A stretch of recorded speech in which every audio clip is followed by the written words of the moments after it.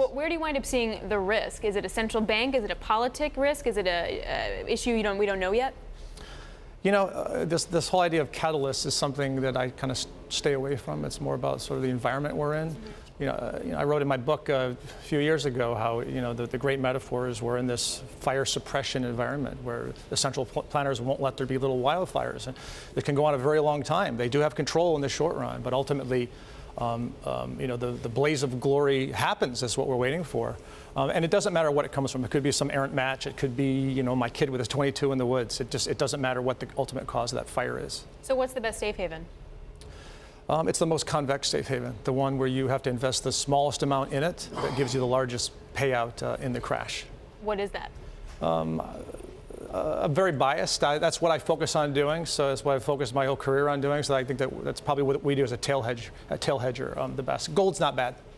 But you're way out the tail. You're looking for really low probability things that would have huge consequences and therefore are reasonably inexpensive to hedge against.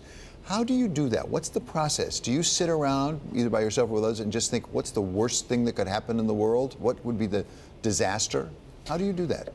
We structure the portfolio in a way that we intend to make a lot when the worst thing happens. Yeah, I mean, the tail is, we're way out in the tail, but that's the nature of a tail. So give us an example, Joe. What's one of the worst things that could happen? I mean, I'm not saying how does it happen, but it could happen.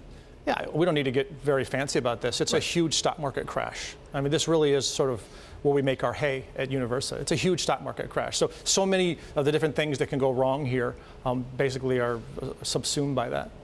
So huge along the order of 2000, 2008, that sort of thing? We have a more distorted market. We have more aggressive monetary interventionism today than we had before. I suspect it's going to be far worse than that, simply just for that very same reason. But remember, what I do is not just about playing good defense. You know, to my clients, it's also about playing good offense. So when you have this very small tail hedge investment on, it allows you to be more aggressive. And you have higher beta, be more aggressive in doing risky things. That's really the whole point of it. Allows you to do something a way that you wouldn't otherwise do. So again, it's not just about the left tail, it's also about participating in the craziness that is this distorted market today.